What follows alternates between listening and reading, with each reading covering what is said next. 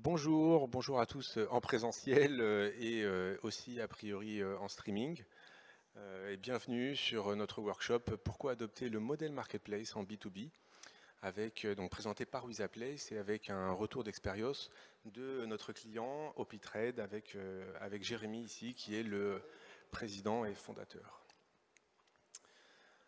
Alors, on va parler aujourd'hui du modèle marketplace en B2B, donc vraiment avec cette spécificité, ce focus sur le B2B dans une première partie. Ensuite, on va s'appuyer sur le retour d'expérience de Jérémy, donc, qui a lancé OpiTrade depuis maintenant 2 ans.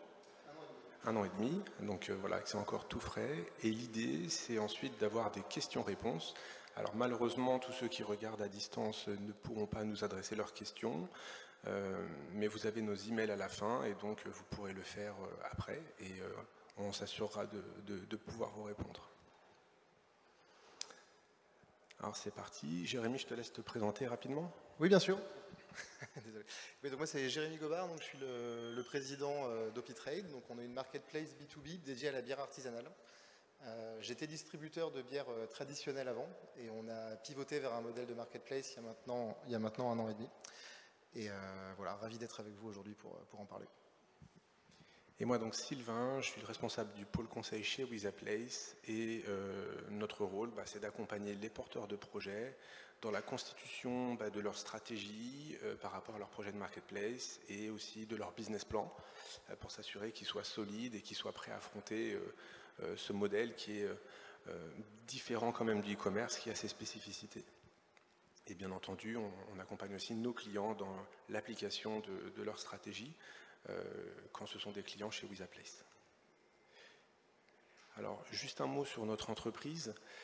Donc Wizaplace, c'est un éditeur de solutions SaaS de création de marketplace qui se veut tout en un. C'est-à-dire que vous pouvez créer, lancer et opérer votre marketplace avec notre solution.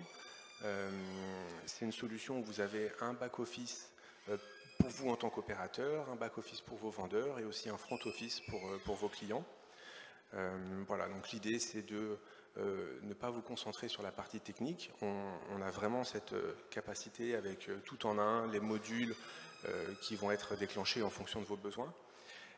Et donc vraiment vous concentrer sur la partie business et vous détacher de cette partie technique. Donc c'est une entreprise qui a été créée en 2012, on est maintenant un peu plus de 60 et on a fait un peu plus de 100 lancements de projets de marketplace et on a levé des fonds, 15 millions d'euros à date. Voilà, en termes de clients, on a un mix entre des start-up, des PME et aussi des grands groupes comme Engie, OVH. Donc c'est vraiment un mix, mais c'est un focus qui est plutôt B2B, en tous les cas historiquement chez nos clients. Deuxième petite présentation, c'est justement notre méthodologie pour accompagner nos prospects. Donc l'idée, c'est de pouvoir prendre le projet, quel que soit son niveau de maturité, donc de s'assurer qu'il y a un business model, qu'il y a un projet, une opportunité qui est réelle, aider à comprendre le marché. Ensuite, de construire la stratégie ou co-construire évidemment la stratégie avec vous, de s'assurer que tout a été pensé en termes d'acquisition client, en termes de gestion de vendeurs, en termes de stratégie sur le site, de fonctionnalités, de catalogue, de branding, etc. Et bien entendu, la dernière étape, c'est de redescendre un peu sur Terre et de chiffrer toutes ces idées dans un business plan pour s'assurer que tout est viable et que les projections financières vous amènent vers un ROI à un moment. Voilà, donc on démarre. Quelques mots sur le modèle marketplace. Donc déjà un petit rappel sur la définition. La définition, une marketplace, c'est un site qui a une plateforme qui a plusieurs vendeurs, donc une multitude de vendeurs et une multitude de clients. Donc à l'inverse d'un site e-commerce où vous êtes le seul vendeur, sur une marketplace, vous aurez différents vendeurs. Vous pouvez vous-même être l'un des vendeurs de marketplace. Mais voilà, même quand c'est du dropship sur du e-commerce, vous restez le responsable de ce que vous faites, des produits que vous vendez, des prix, du SAV. Vous avez toute cette responsabilité que vous n'avez pas sur une marketplace puisqu'elle est déportée sur les vendeurs et vous êtes le tiers de confiance.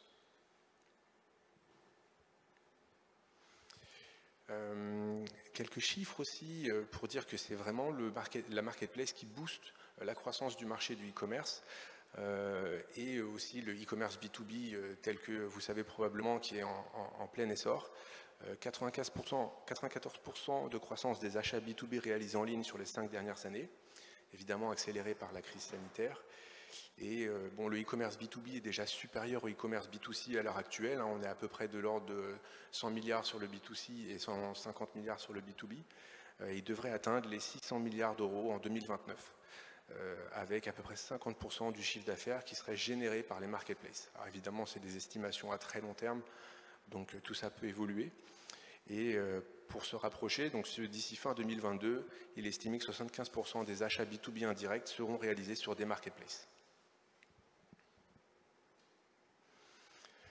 Un petit panorama du type de marketplace et des acteurs et en fait des cas d'usage qui sont associés. On va souvent les trier en fonction du public qu'elles adressent. Donc est-ce que c'est du C2C, donc customer to customer, est-ce que c'est du B2C ou est-ce que c'est du B2B? Il y a un deuxième axe de tri des marketplaces existantes, ça va être est-ce que ce sont des marketplaces qui sont verticales ou des marketplaces qui sont horizontales. Une marketplace verticale, forcément elle va se concentrer sur un secteur en particulier, elle va avoir des besoins en général qui sont beaucoup plus spécifiques, un catalogue qui est beaucoup plus restreint et une base de clients qui est ciblée, tandis que sur de l'horizontale, on a une couverture de besoins qui sera beaucoup plus large et une base de clients potentiels qui sera aussi beaucoup plus grande. On retrouve d'ailleurs souvent historiquement des retailers, c'est pour ça qu'on verra de la Fnac, la Redoute ou autre dans ce type de business. Souvent on n'est pas là dans la rupture, c'est vraiment la transposition d'un business hors ligne sur un business en ligne et le plus de ces marketplaces c'est vraiment d'avoir le catalogue le plus large possible, tandis que sur de la marketplace verticale en général on a un petit peu plus vraiment une rupture, une ubérisation. Par exemple Uber dans le transport, quand ils ont décidé qu'on n'attendrait pas un taxi plus de 5 minutes n'importe où ils sont présents, voilà, ils ont retourné la table. Quand Doctolib aussi dans le B2B a décidé qu'ils pouvaient réduire le taux de no-show et qu'ils l'ont prouvé, le taux de no-show de la clientèle des patients, des docteurs, pardon, ils ont réussi à la réduire de 65%. Donc là encore une fois, ils ont retourné la table avec leur modèle. On va se tourner maintenant vers Jérémy pour un retour d'expérience sur OpiTrade. Tu veux voir ton écran peut-être? Oui, absolument. Échanger, c'est plus facile. Ça va être plus simple. Donc, comme je le disais, nous, on est une marketplace B2B de bière artisanale. Donc là, on voit un screenshot de notre page d'accueil, alors qui est un petit peu croppé. Mais donc voilà, ça se présente comme un site de e-commerce traditionnel, sauf qu'on a adopté un modèle marketplace qui nous permet d'avoir aujourd'hui l'offre la plus profonde du marché, et je vais détailler pourquoi c'est quelque chose qui est essentiel. Alors, on est effectivement aujourd'hui une marketplace B2B, mais si je fais un tout petit pas en arrière, on a démarré en fait la structure en 2015 en tant que importateur-distributeur traditionnel, donc avec de l'achat de stock, une force de vente qui va ensuite vendre notre stock aux clients avec des problématiques de BFR, de gestion du taux de rotation, de péremption des stocks, etc. Aujourd'hui, on opère sur un marché, la bière artisanale, qui est en plein essor. On voit très souvent des articles de journal dessus, avec un nombre de producteurs, donc de brasseries, qui a été multiplié par 10 sur les 5 dernières années. Et en fait, un marché sur lequel les produits sont très éphémères. Donc on a très peu de gamme en fait permanente. Et donc, on traite des centaines et des milliers d'articles qui tournent comme ça chez nos fournisseurs. Cet environnement très dynamique, avec des produits qui ont des dates de péremption très courtes et vraiment des catalogues qui sont tout le temps tournants, font qu'en fait, le modèle de distributeur classique, à notre avis, va devenir un modèle caduc dans quelques années. Et du coup, pour nous, c'était essentiel de faire pivoter notre business model et d'adopter un modèle marketplace pour justement permettre aux vendeurs d'avoir la main sur leur stock, qui sont tournants, sur les rotations. Et évidemment, qui dit de plus en plus de fournisseurs, dit souvent des fournisseurs de plus petite taille. C'est pas négatif, c'est vraiment des sociétés plus petites. Et qui du coup, un, ne vont pas avoir de force de vente, mais deux également ont besoin d'outils pour les aider à gérer de façon dynamique leur catalogue. Donc nous, en fait, on est aujourd'hui la première marketplace B2B de bière artisanale en termes de chiffre d'affaires. On a quelques concurrents en France et en Europe. Et vraiment, notre mission statement, c'est vraiment d'être le premier canal de vente et d'achat centralisé, donc avec vraiment un one-stop shop pour tout le monde, pour tous les acteurs pros de la bière artisanale, donc à savoir les producteurs côté brasserie, les clients, donc le CHR en fait pour simplifier, et également les distributeurs et importateurs qui peuvent également référencer leurs produits chez nous. Donc on a créé la marketplace en 2020, donc c'est le moment où on a pivoté de business model. Aujourd'hui, on traite 2000 références. Alors, il faut savoir que ce sont des références qui sont tournantes. Depuis la création, en fait, on a traité près de 15 000 produits. Mais à un instant T, on a à peu près 2000 bières en live sur le site internet. Et on a aujourd'hui 500 clients et on traite plus de 1500 commandes par an.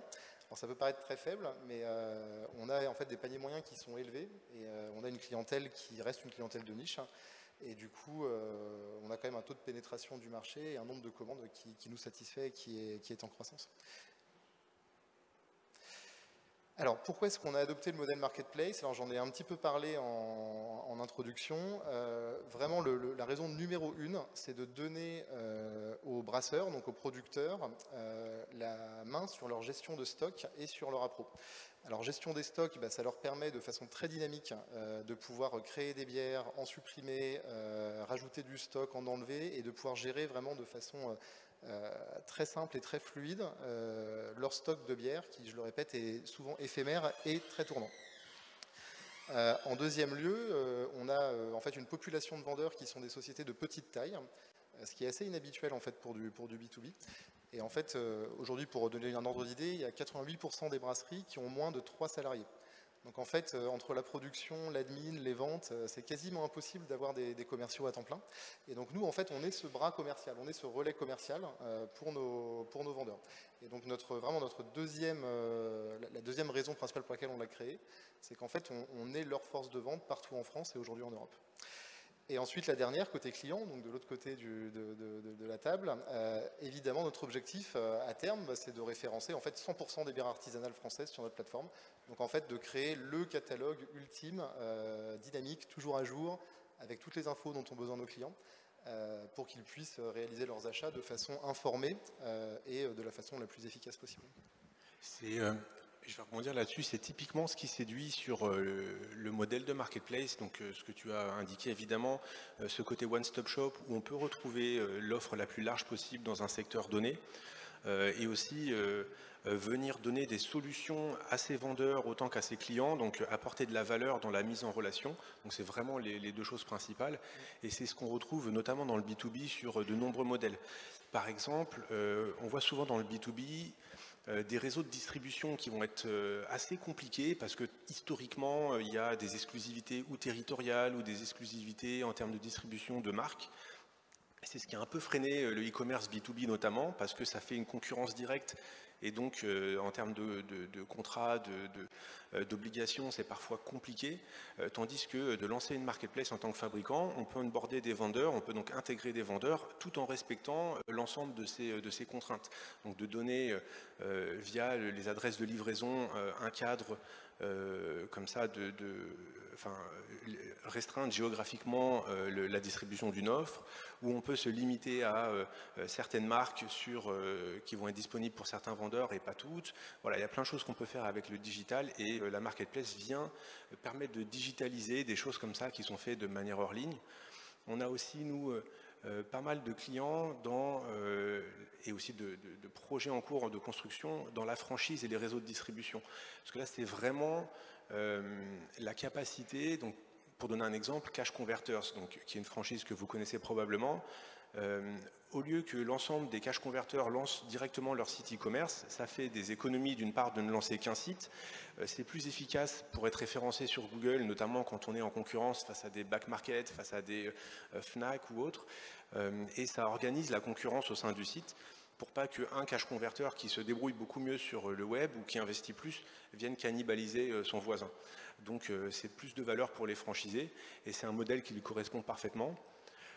Dans les salons en ligne aussi, donc on travaille avec Salon du Chocolat, avec GL Events, donc c'est une manière de digitaliser un salon qui est de base hors ligne et qui permet de retrouver l'ensemble des distributeurs du salon ou des vendeurs sur le salon toute l'année. Donc voilà, c'est vraiment, en plus de ce qui a été indiqué, une capacité de digitaliser un modèle qui parfois fonctionne très bien hors ligne, mais qui n'avait pas encore trouvé avec le e-commerce sa manière de fonctionner. Oui, absolument. Alors, donc, les objectifs, en fait, ils sont directement corrélés avec notre vision. Donc là, je vais aller très vite pour le coup. Donc, notre premier objectif, c'est d'être ce premier canal de vente. Donc, notre objectif numéro 1, il est en termes de part de marché. Donc, on souhaite vraiment avoir le plus de trafic et le plus d'achats réalisés via notre plateforme. Le deuxième, et ça a été un vrai challenge, c'est d'avoir un catalogue centralisé, clair et transparent. Alors là, si je reviens sur chacun des mots, centralisé, donc ça veut dire qu'on doit convaincre un maximum de vendeurs de venir proposer leur bière chez nous. Et pour ça, en fait, on a fait des partenariats avec les syndicats de brasseurs pour qu'ils puissent être leur canal numéro 1 de vente en ligne. Quand je dis clair, clair, c'est un mot qui est très important pour nous, et je vais d'ailleurs prendre clair et transparent. Parce qu'en fait, on opère sur un marché qui est très opaque. Aujourd'hui, pour faire très simple, chaque client, dans un modèle de distribution traditionnel de bière, chaque client va avoir son propre prix, son commercial attitré, des catalogues en PDF, Excel, papier. C'est très compliqué pour le client de s'y retrouver. J'ouvre une petite parenthèse, mais aujourd'hui, un caviste en France a à peu près une dizaine de distributeurs de bière, ce qui est une folie, puisque ça veut dire des coûts de livraison qui sont multipliés, du temps perdu pour réaliser ses achats, aucune façon de comparer les prix. Et donc nous, en fait, notre deuxième objectif, c'est d'apporter de la transparence et de la clarté sur ce marché qui est quand même traditionnellement assez opaque. On est quand même dans la distribution d'alcool. Et le troisième, et ça c'est un point qui est très important, c'est de fournir un accompagnement total, donc un service sur toutes les activités de nos vendeurs. Donc premièrement commercial, on en a parlé, mais également logistique, puisqu'en fait on les aide alors soit à nouer directement des contrats cadres avec les transporteurs avec lesquels on travaille, donc en fait de faire bénéficier à nos vendeurs de notre volume d'envoi, tout simplement, et les aider à négocier des conditions intéressantes, mais également tout simplement de les aiguiller dans cette jungle qui est la logistique en France et en Europe, et de les aiguiller vers les bons transporteurs, et parfois on a également le cas où on s'occupe de la logistique pour eux, moyennant une surfacturation de notre commission. L'idée étant de les accompagner sur toutes leurs activités. Là encore, tu es vraiment dans le cœur de la force de la marketplace. Ajouter du service dans une mise en relation, d'ailleurs c'est ce qui est central pour ne pas se faire ensuite court-circuiter, qu'on continue à utiliser ta plateforme et qu'on n'aille pas en direct chercher les vendeurs. Négocier par le volume, ajouter de la transparence sur des marchés qui n'en ont pas forcément. Des fois pas forcément par volonté, mais parce que c'est des marchés qui vont être très éclatés. Alors récupérer les prix de milliers de fournisseurs, c'est évidemment très compliqué. Donc voilà, les objectifs de la marketplace, c'est vraiment ça, fournir de la valeur à ses vendeurs, fournir de la valeur à ses clients, donc dans la mise en relation et avoir le catalogue le plus large possible pour permettre d'agir sur les prix, agir sur la logistique et voilà, et on est plus nombreux, on est plus fort, c'est un petit peu le système de fonctionnement. Oui, tout à fait. Alors les challenges, donc on en a eu et on en a encore énormément, évidemment. Alors en premier lieu, nous on n'a pas de background technique en fait dans l'équipe fondatrice de notre structure.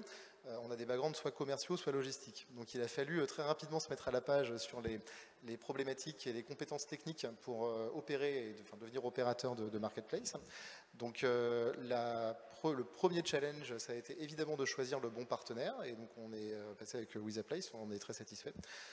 Mais également en interne, de construire une équipe qui puisse apporter ses compétences techniques pour pouvoir opérer, mettre à jour notre front, développer des fonctionnalités dans le back, tout ce qu'un opérateur tech fait régulièrement. Le deuxième challenge, et qui là aussi a été une vraie révolution dans notre équipe, c'est qu'on a dû apprendre à gérer une offre. Là j'ai mis 10 fois, mais en fait c'est bien plus que ça. On est aujourd'hui quasiment sur un ratio de 1 à 50. Donc ça implique en fait plein de problématiques. La première étant une problématique commerciale. Notre force de vente doit ne plus maîtriser 200 produits mais 2000. Donc ça implique d'avoir une montée en compétences très importante sur sur les bières qu'on va vendre. Logistiquement également, on avait des flux qui auparavant étaient très simples, à savoir de l'achat, stockage, expédition et SAV. On se retrouve aujourd'hui avec des flux qui sont des flux d'appro, de livraison, de suivi de flux sur lesquels on n'est même pas impliqué, mais comme on est le tiers de confiance, on s'assure que notre réputation soit toujours la plus nette possible. Donc ça a vraiment géré une vraie révolution dans notre mindset et dans notre façon de travailler, et aujourd'hui encore, c'est un challenge majeur pour notre boîte. Le troisième, qui est également très important, c'est réussir l'onboarding des vendeurs. Alors comme je le disais, nous on a une population de vendeurs qui sont des structures à très forte majorité de petite taille, peu digitales, qui n'ont pas ou peu le temps en fait de s'occuper de la mise à jour des stocks 2 fois par jour, de la création de leurs produits. Donc en fait on a dû vraiment streamliner tous nos process d'onboarding pour que ce soit le plus clair possible. Et donc là il y a un vrai effort de formation qui a été fait en interne pour pouvoir accompagner et réussir l'onboarding de nos vendeurs. Je donne un exemple très classique. Sur le premier mois, en fait, nos vendeurs n'avaient pas compris qu'il fallait mettre leur stock à jour. Ils pensaient que c'était automatique. Donc on s'est retrouvé à vendre pendant 2 semaines des produits qui étaient en rupture depuis le début. Donc voilà, on apprend aussi de ces erreurs. La quatrième, et j'en ai un petit peu parlé, c'est vraiment la gestion des flux logistiques. Donc comme je le disais, même si 100% des flux ne transitent pas par nous, on s'est rendu compte qu'en fait on était identifié comme le responsable quand il y avait un problème logistique. C'est quelque chose qui est très classique en marketplace, même si évidemment la responsabilité n'est pas chez nous.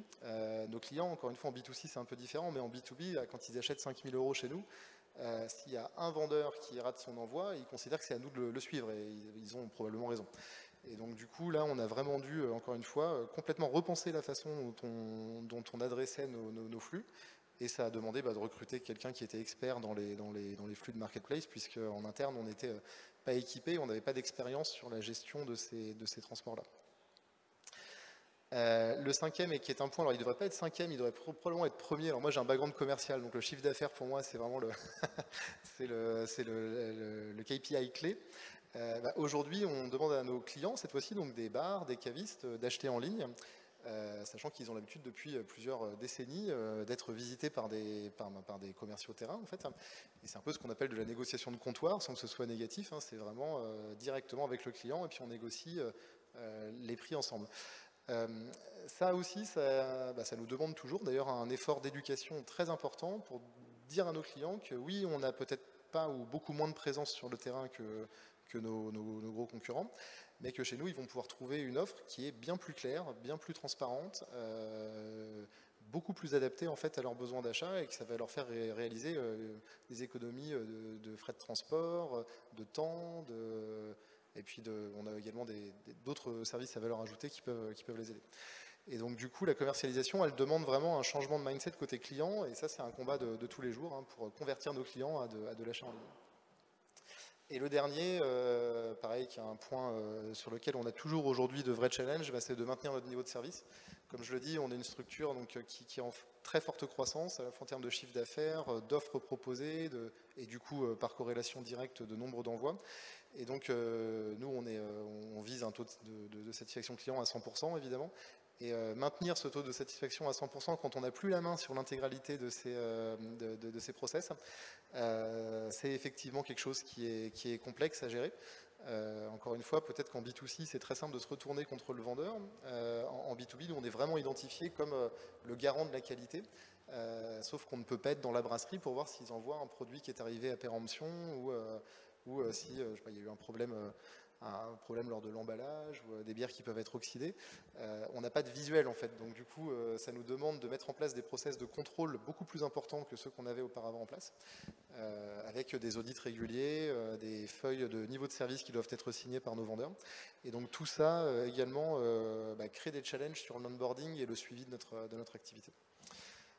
Donc on les a traités tous, l'avantage c'est que maintenant on les a identifiés, mais ce sont toujours des challenges quotidiens pour nous à gérer. J'aimerais bien rebondir sur, si tu veux bien revenir en arrière. Le premier, alors je ne sais pas si je suis le mieux placé pour conseiller sur le bon choix d'une solution de marketplace, mais quand même je pense, parce que en fait souvent il y a une confusion qui est faite entre le choix de la technologie et on va dire et la réflexion en amont. C'est pas forcément une confusion, pardon, mais c'est vraiment il faut faire les choses dans le bon ordre. C'est réfléchir à sa stratégie, à ce qu'on veut faire, comment on va trouver ses clients, quelles fonctionnalités on va apporter, de quoi on a besoin en fait. Donc c'est partir du métier, de besoins utilisateurs, de persona, de parcours d'achat, et c'est cette réflexion seulement qui doit dicter les fonctionnalités dont vous avez besoin et in fine le choix de votre technologie. Et ça ne doit vraiment pas être l'inverse, parce que souvent on se renseigne d'abord sur ce qu'est une marketplace, comment ça fonctionne, quelles sont les fonctionnalités, et on va avoir un peu ce prisme pour la réflexion, et ça limite un petit peu la réflexion. Donc faites-le vraiment dans l'autre sens. La technologie doit rester un outil qui est à votre service, et ce n'est pas l'inverse. Donc sachez vraiment réfléchir sur cette partie de vos besoins, et essayez aussi de vous projeter peut-être sur l'utilisation de vos outils.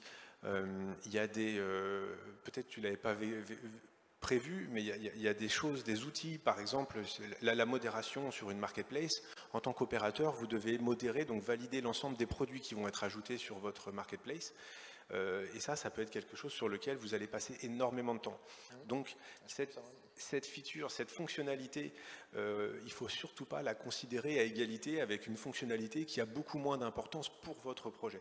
Alors, je ne sais pas si j'ai un exemple sous la main, mais par exemple le paramétrage initial de votre marketplace, on peut vous montrer que c'est facile ou autre, j'en sais rien, mais en fait vous allez le faire qu'une fois et probablement vous serez assisté à ce moment-là. Alors voilà, sachez vraiment mettre en balance l'ensemble des fonctionnalités et leur mettre des critères de pondération, parce que certaines elles font partie de votre quotidien, et puis certaines, comme la création de pages web ou autres, probablement vous vous en servirez beaucoup moins. Donc ça c'est un point qui est vraiment pour moi très important. Et puis après je suis assez d'accord avec toi pour le reste. Je dirais que l'expérience par rapport aux vendeurs, elle va vraiment changer sur la base de 2 points. D'une part, est-ce que vous visez, alors comme toi, un nombre de vendeurs relativement restreint encore, ou des milliers et des milliers de vendeurs? Et si vous visez des milliers de vendeurs, évidemment que vous devez investir dans du self-care, du e-care, comment ils vont pouvoir se débrouiller tout seuls avec des tutoriels, avec des FAQ dynamiques, voilà, ce genre de choses. Il y a vraiment un investissement à faire là-dedans, parce que sinon ça ne sera pas scalable. Par contre, évidemment, si on se limite à 10, 15, 20, 50 vendeurs, là vous pouvez encore vous en sortir avec des emails, avec un outil de ticketing, et vous pouvez aider les gens un par un. Et puis ça peut être de la scalabilité, c'est-à-dire vous pouvez commencer comme ça, et puis prévoir au fur et à mesure, et en fonction des retours que vous avez, parce que souvent on est surpris par la maturité ou non-maturité digitale de ces vendeurs, et par les questions qui peuvent venir. Donc savoir s'adapter à ça, et mettre en place ces outils au fur et à mesure. C'est d'ailleurs un point qui rejoint, je pense, le dernier, maintenir un excellent niveau de service au fur et à mesure de votre scalabilité. Donc ce qui fait vos succès au début, quand vous voulez grandir, il ne faut vraiment surtout pas le perdre. Et quand on gère des milliers et des milliers de commandes et de vendeurs, il faut faire attention à ne pas perdre cette spécificité, cette qualité qui a fait le succès de vos débuts. Et ça, je ne sais pas, c'est des process, de l'automatisation, c'est de la technique aussi, avoir des fonctionnalités qu'on va créer au fur et à mesure et qui vont permettre d'automatiser certaines choses, de valider certaines choses, de mettre du contrôle avec des bots, avec de la machine, là où de l'humain, à un moment, il y a une limite quand même dans la scalabilité. Là-dessus, je vais rebondir sur un point qui est important. Encore une fois, si on revient sur le sujet du workshop, donc qui est le B2B, nous, on est vraiment sur un marché de niche. La bière artisanale, ça pèse à peu près 400 millions d'euros en France, donc on n'est pas sur du mass market. Qui dit pas du mass market dit nombre de clients limité.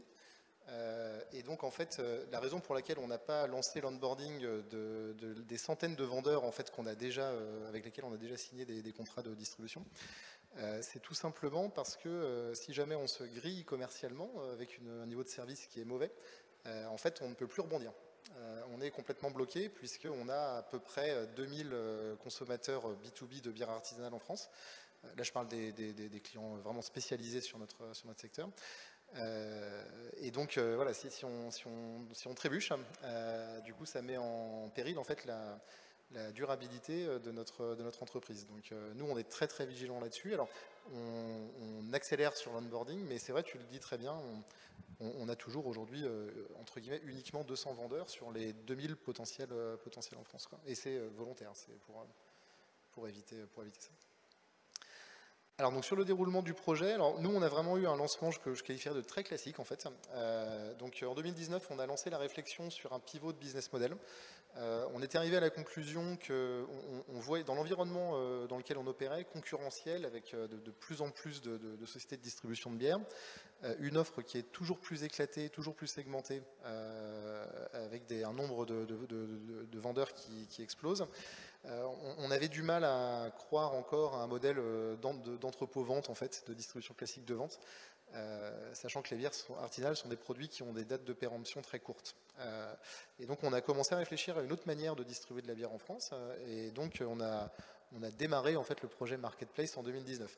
Alors ça vous aura pas échappé, nous nos clients c'est le CHR, 2019 quelques mois avant le Covid, donc du coup le timing n'était pas, pas idéal, on était très content de notre idée mais on n'avait plus de clients.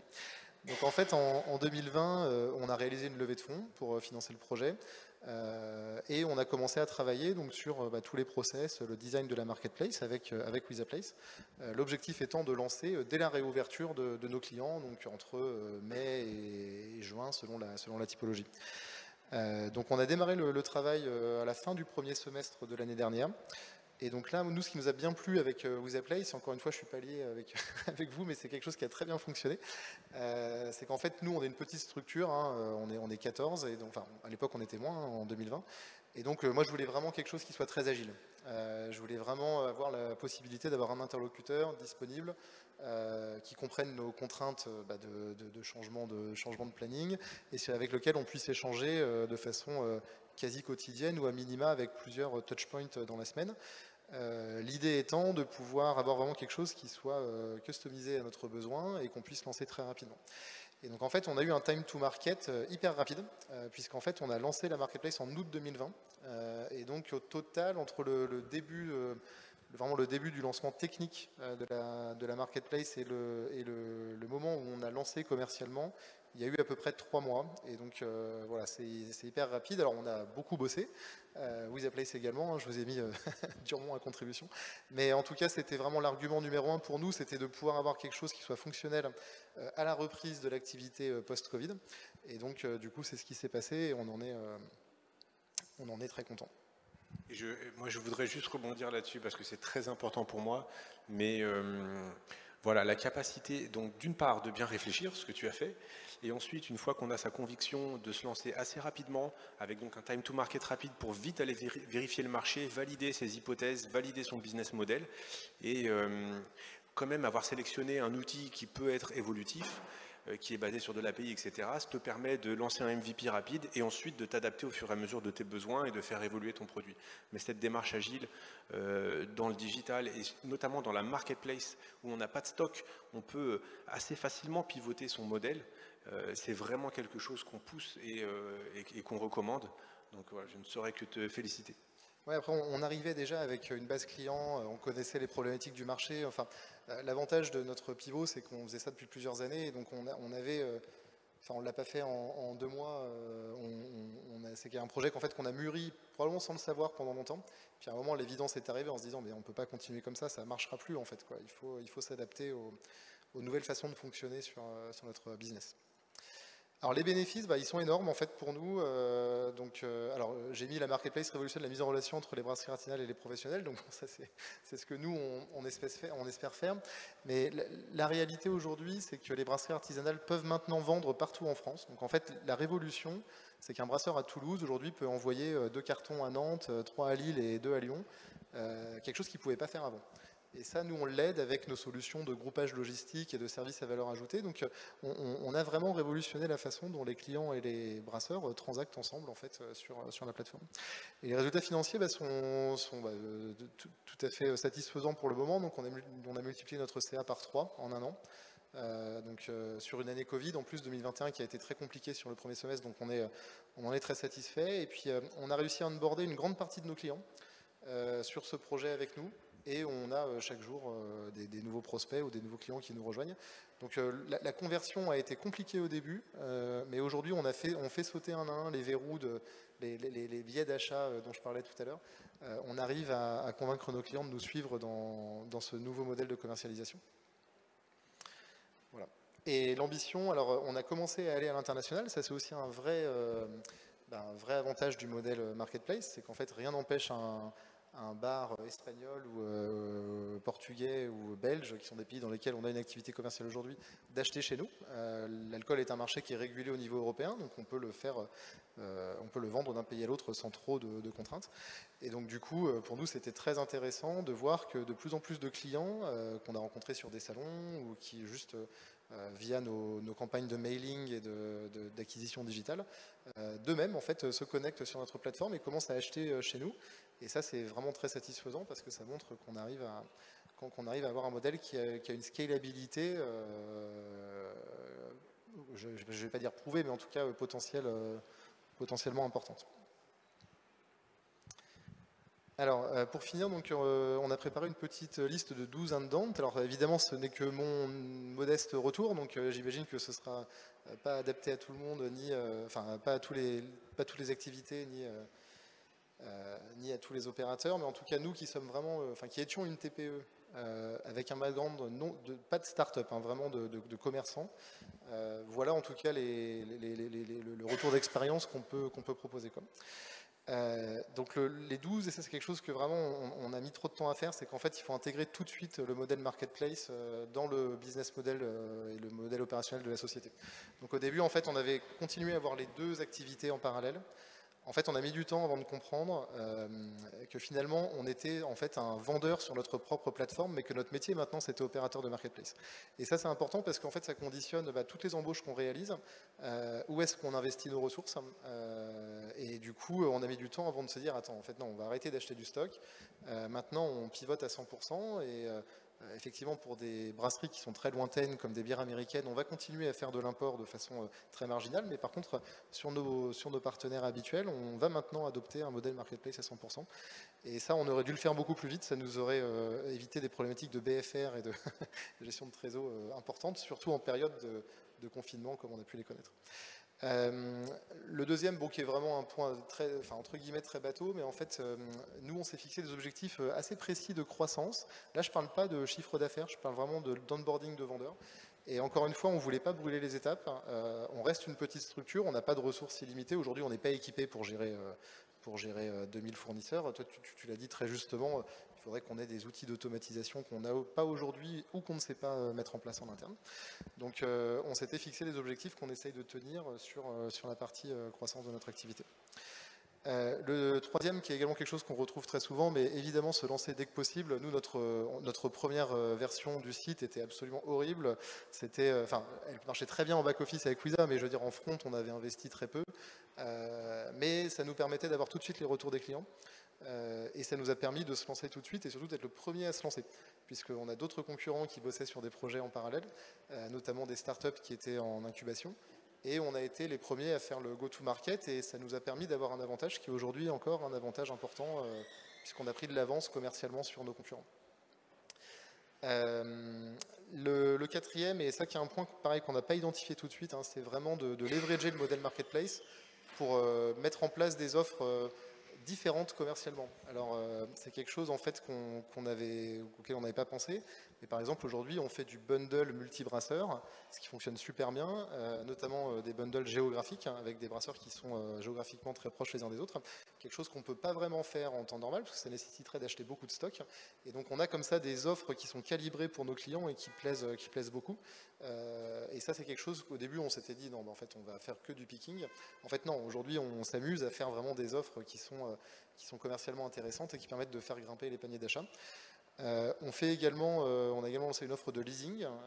Donc là, en fait, on vend plus du matériel, on vend un nombre de litres de bière vendus, par exemple. Donc on a commencé à vendre du matériel technique. C'est également quelque chose en fait, qu'on aurait eu du mal à faire sans un modèle marketplace. Et côté Dante, ce sont un peu des corollaires de ce qu'on a dit. Hein. Donc, le premier, c'est vraiment de vouloir lancer tout de suite un produit parfait.